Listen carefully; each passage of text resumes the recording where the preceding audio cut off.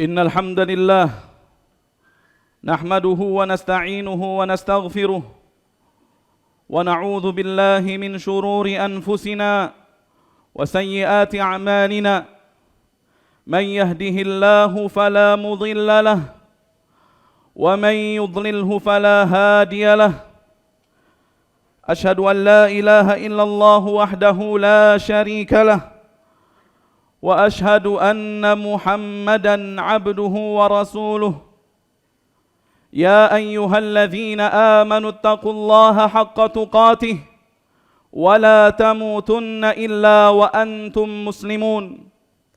Wahai orang-orang yang beriman, bertakwalah kalian kepada Allah Subhanahu wa taala dengan sebenar-benarnya takwa, dan janganlah sekali-kali engkau meninggal kecuali dalam kondisi berserah diri kepada Allah Subhanahu wa taala. Ya ayyuhan nasu taqu rabbakumul ladzi khalaqakum min nafsin wahidah. Wahai umat manusia, bertakwalah kalian kepada Rabb kalian yang telah menciptakan kalian daripada satu jiwa. Wa khalaqa minha zawjaha wa batha minhuma rijalan katsiran wa nisaa. Dan kemudian Allah Subhanahu wa taala menciptakan darinya pasangannya, dan keduanya Allah Subhanahu wa taala tebarkan umat manusia yang banyak, baik laki-laki maupun wanita. Wattaqullaha allazi tasaaluna bihi wal arham. Dan bertakwalah kalian kepada Allah Subhanahu wa taala.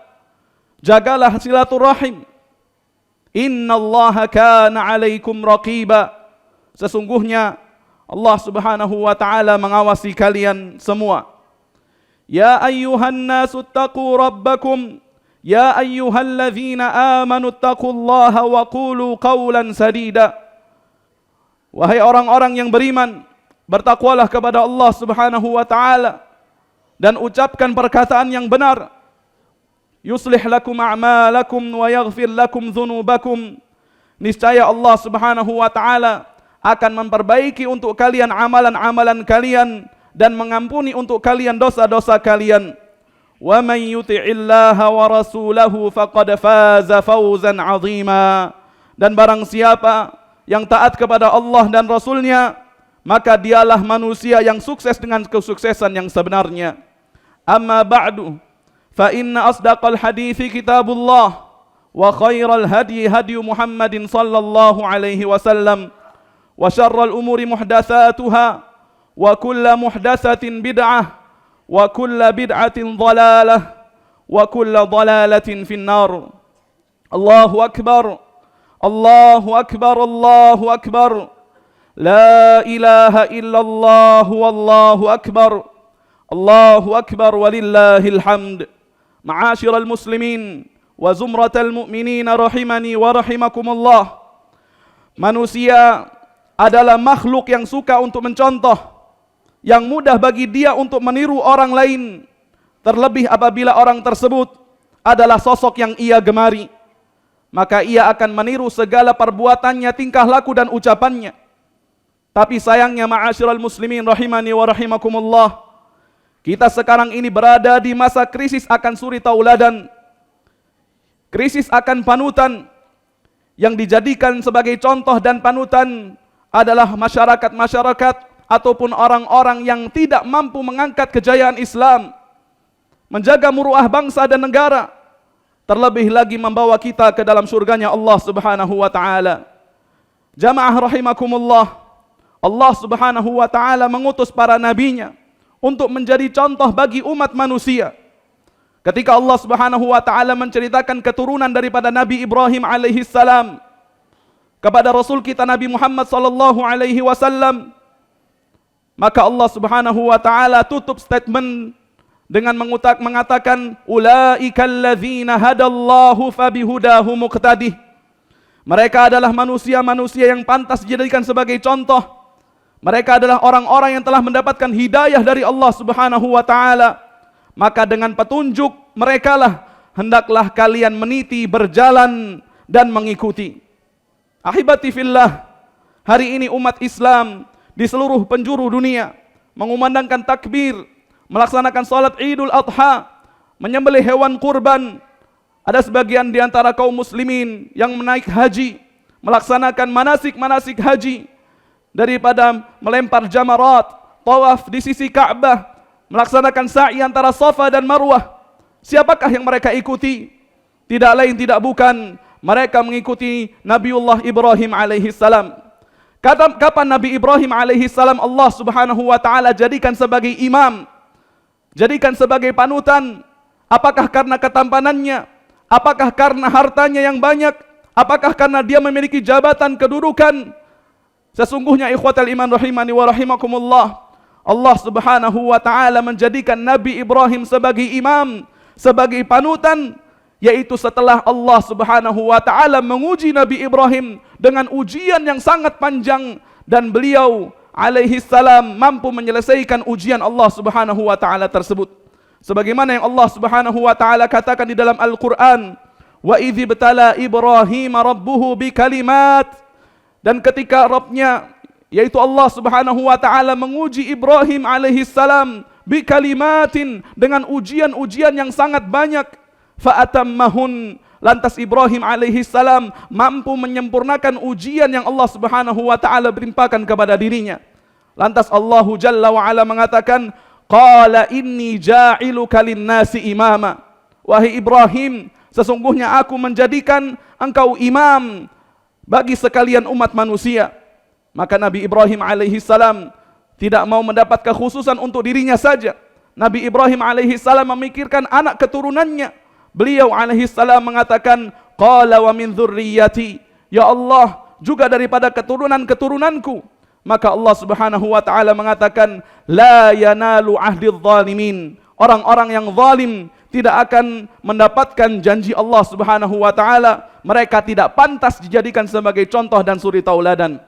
Maka contohlah Nabiullah Ibrahim alaihi salam, yang bahkan Nabi kita Nabi Muhammad sallallahu alaihi wasallam Allah perintahkan untuk mengikuti milahnya. Allah berfirman di dalam Al-Qur'an, "Tsumma auhayna ilaika an ittabi' millata Ibrahim hanifa." Kemudian kami wahyukan kepada engkau wahai Muhammad, hendaklah engkau mengikuti millah Ibrahim yang lurus.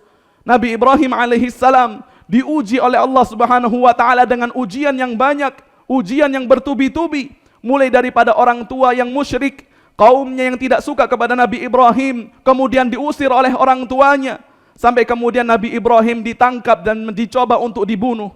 Ketika itu kaumnya membuat api unggun yang sangat besar untuk membunuh Nabi Ibrahim alaihi salam. Mereka bahkan membutuhkan sebatang manjanik, yaitu ketapel yang besar, untuk melemparkan Ibrahim alaihi salam ke dalam api tersebut. Ikhwatal iman rahimani wa rahimakumullah, ketika Nabiullah Ibrahim sudah berada di atas manjanik, siap untuk dilemparkan oleh kaumnya ke dalam api, maka kemudian datang kepada beliau malaikat Jibril alaihi salam. Kemudian Jibril mengatakan, ya Ibrahim, alaka hajah, wahai Ibrahim, apakah engkau memiliki hajah? Apakah engkau membutuhkan bantuan? Maka Nabi Ibrahim mengatakan, amma ilaika fala, wa amma ilallah, fahasbiyallahu wa ni'mal wakil. Adapun kepadamu wahai Jibril, aku tidak butuh bantuanmu. Dan adapun kepada Allah Subhanahu wa taala, cukuplah Allah menjadi penolong kami, dan Allah adalah sebaik-baik pelindung. Kemudian ikhwatal iman rahimani wa rahimakumullah, Nabi Ibrahim dilemparkan ke dalam api yang membara. Maka Allah Subhanahu wa taala berfirman kepada api tersebut, ya naru kuni bardan wa salaman ala Ibrahim. Wahai api, jadilah engkau dingin dan keselamatan bagi Ibrahim alaihi salam. Jamaah, tatkala seseorang hamba menyerahkan segala urusannya kepada Allah Subhanahu wa taala yang maha besar, sebesar apapun permasalahannya, maka Allah Subhanahu wa taala akan menjanjikan pertolongan kepada hamba tersebut, asal orang itu adalah orang yang bertakwa kepada Allah Subhanahu wa taala. Allah mengatakan di dalam Al-Qur'an, "Wa may yattaqillaha yaj'al lahu makhraja." Barang siapa yang bertakwa kepada Allah, niscaya Allah akan jadikan untuknya jalan keluar, wa yarzuqhu min haitsu la yahtasib. Dan Allah Subhanahu wa taala akan menganugerahkan kepadanya rizki dari jalur yang tidak disangka-sangka. Wa may yatawakkal 'ala Allahi fahuwa hasbuh. Dan barang siapa yang bertawakal kepada Allah, maka sesungguhnya Allah Subhanahu wa taala akan mencukupi. Sesungguhnya Allah Subhanahu wa taala akan melindungi orang-orang yang bertakwa sebagaimana Allah Jalla wa ala melindungi Ibrahim alaihi salam. Lantas apakah selesai ujian yang Allah Subhanahu wa taala timpakan kepada Nabi Ibrahim? Belum ya wahai jamaah.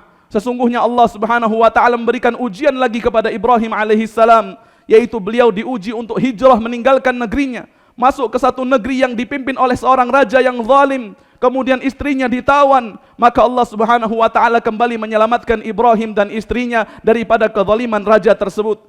Lantas ujian yang Allah berikan kepada Nabi Ibrahim sudah sampai usia senja, belum juga Allah Jalla wa Ala memberikan keturunan kepada Ibrahim alaihissalam. Tapi Nabi Ibrahim senantiasa berdoa dengan bersabar kepada Allah Subhanahu wa taala, seraya mengatakan, Rabbi habli minas salihin, Rabbi habli minas salihin.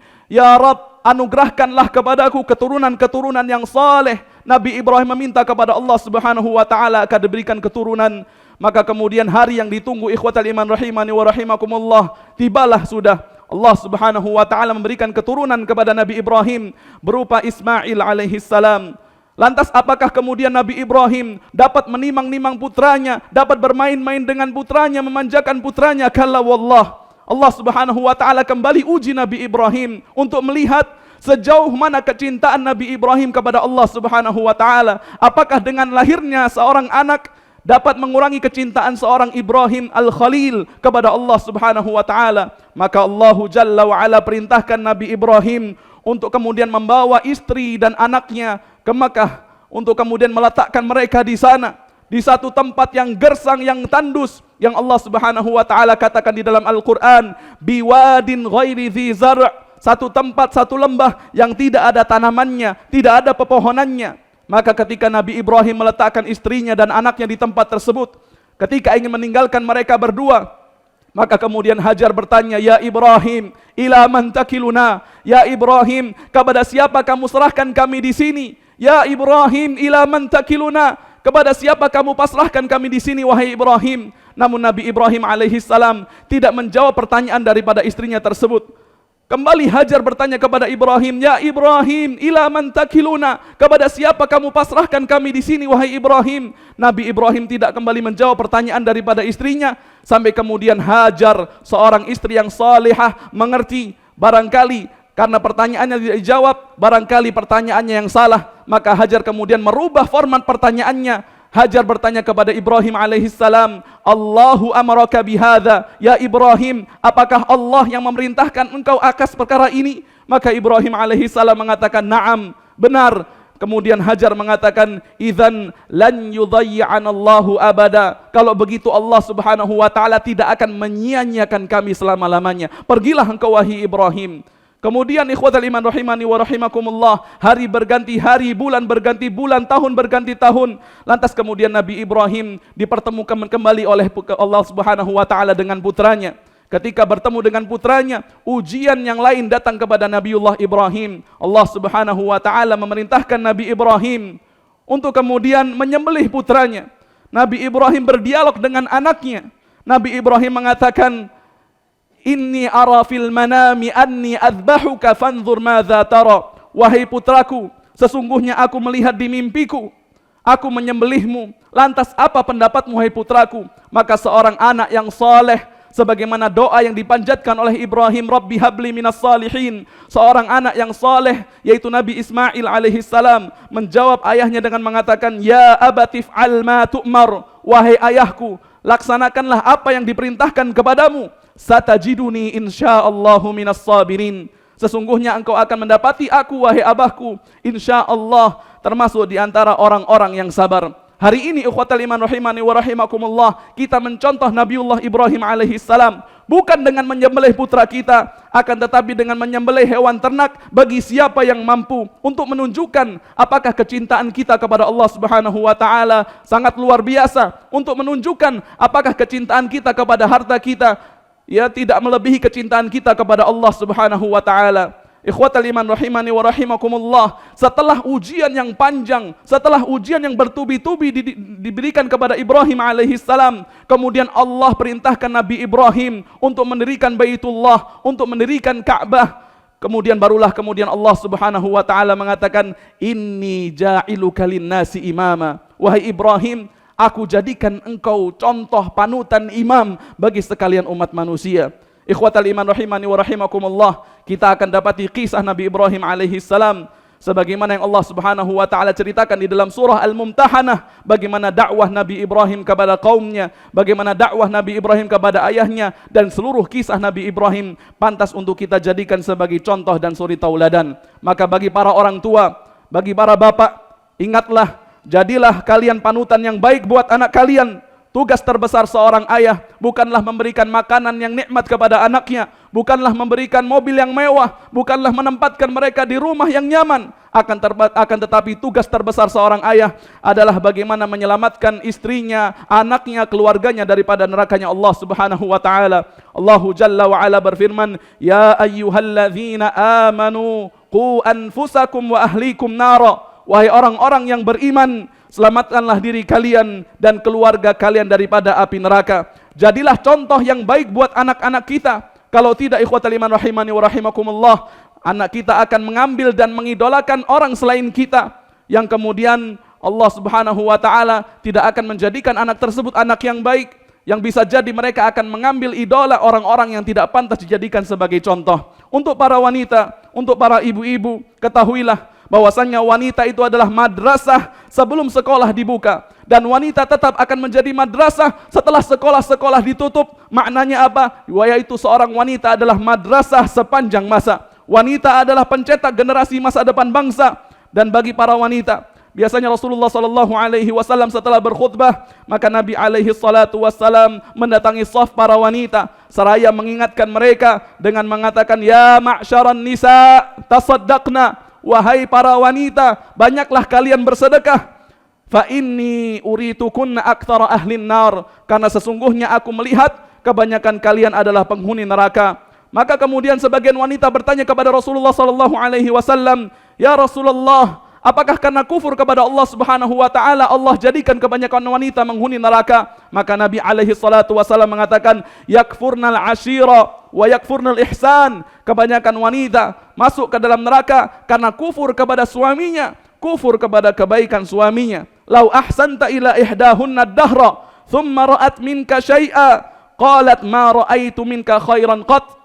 Jikalau seorang wanita melihat ataupun berbuat baik kepada seorang wanita tersebut sepanjang tahun, seorang suami berbuat baik kepada seorang wanita sepanjang tahun, maka kemudian satu hari saja dia berbuat keburukan kepada istrinya, maka istri tersebut akan mengatakan, "Ma ra'aitu minka khairun qat." Aku tidak pernah melihat kebaikan satu kali pun ada pada dirimu. Hati-hatilah ikhwatal iman rahimani wa rahimakumullah. Selamatkanlah diri kalian daripada neraka dengan cara bersedekah. Buktikan bahwasannya Allah Subhanahu wa taala lebih kalian cintai ketimbang harta yang kalian miliki. Maka ketika itu para wanita yang ada di zaman Rasulullah sallallahu alaihi wasallam melihat Bilal membentangkan ridaknya, membentangkan selendangnya, kemudian mereka melemparkan cincin mereka, gelang mereka, kalung mereka untuk kemudian mereka jadikan sedekah fi sabilillah. Allahu akbar, Allahu akbar, la ilaha illallah, wallahu akbar, Allahu akbar walillahil hamd. Jamaah rahimakumullah, hendaknya kita berdoa kepada Allah Subhanahu wa taala di hari yang baik ini. Semoga Allah Subhanahu wa taala memberikan taufik kepada kita untuk mampu menjadikan para anbiya alaihimus salatu wassalam sebagai uswah, sebagai seseorang yang dicontoh, sehingga kita akan dibimbing dengan petunjuk mereka untuk masuk ke dalam surganya Allah Subhanahu wa taala. Allahumma lakal hamdu kulluh wa lakas syukru kulluh wa ilaika yurja'ul amru kulluh. Allahumma salli ala Muhammad wa ala ali Muhammad wa ala ashabihi ajma'in. Allahumma ighfir lil mu'minina wal mu'minat wal muslimina wal muslimat al ahya'i minhum wal amwat innaka sami'un qaribun mujibud da'wat wa ya qadiyal hajat. اللهم انصر إخواننا المستضعفين في كل مكان. اللهم انصر إخواننا المستضعفين في كل مكان. اللهم انصر إخواننا المستضعفين في كل مكان.